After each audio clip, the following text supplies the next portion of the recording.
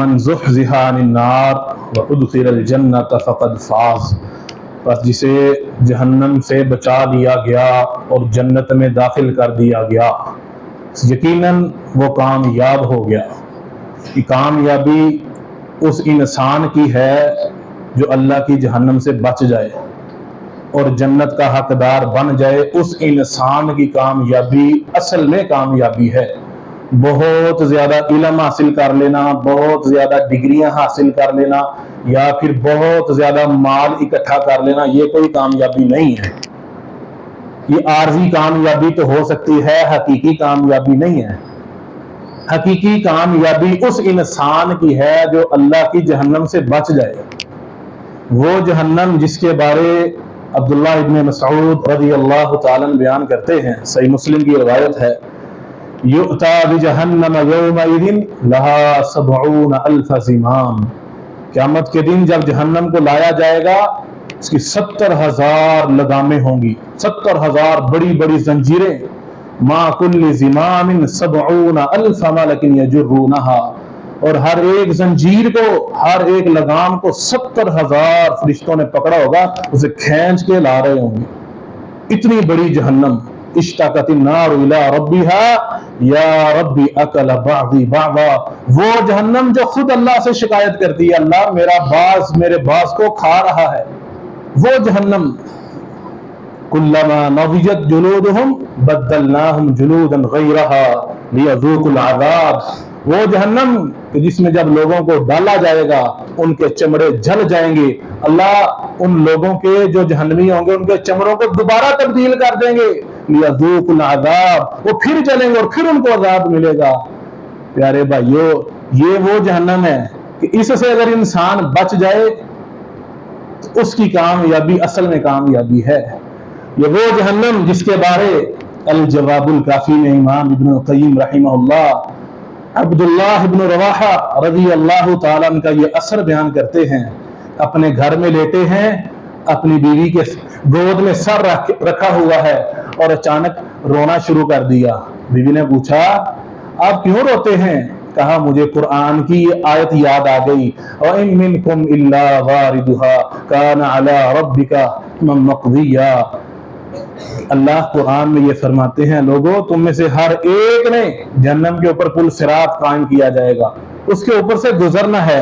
کہتے ہیں میں نہیں جانتا میں گزر پاؤں گا یا نہیں گزر پاؤں گا، میں گزر جاؤں گا یا جہنم میں گرا دیا جاؤں گا، مجھے نہیں علم، مجھے قرآن کی یہ آیت رولا رہی ہے۔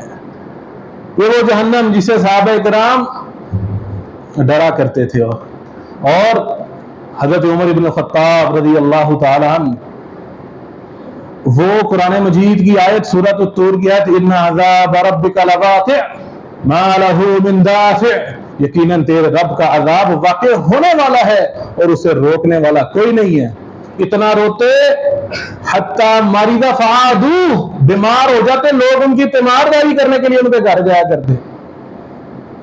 اتنا اللہ کے عذاب سے، جہنم کے عذاب سے ڈر ہوا کرتا تھا۔ کان لہا خطان اسودان، رو رو کے ان کی آنکھوں کے نیچے دو لانیں پڑ چکی تھی سیاہ رنگ کی، رو رو کے۔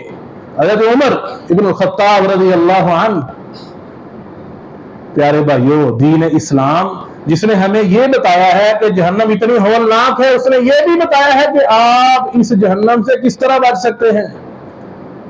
تو میں ان اعمال میں سے ایک عمل آپ کو بتانا چاہتا ہوں جس کو کر کے اللہ کے فضل سے ہم جہنم کی آگ سے بچ سکتے ہیں۔ سنن نسائی کی روایت ہے، سیدہ ام حبیبہ رضی اللہ عنہا اس کی راویہ ہیں، بیان کرتی ہیں کائنات کے امام محمد الرسول اللہ صلی اللہ علیہ وسلم نے ارشاد فرمایا من صلی 4 رکعات قبل الظہر و4 بعدها حرمہ اللہ علی النار، جو شخص ظہر کی نماز سے پہلے 4 رکعتیں پڑھ لیتا ہے اور ظہر کے بعد بھی 4 رکعتیں پڑھتا ہے، اللہ رب العالمین اسے جہنم سے محفوظ فرما لیں گے، جہنم سے بچا لیں گے۔ چھوٹا سا عمل ہے پیارے بھائیو، 5 7 10 منٹ کا یہ عمل۔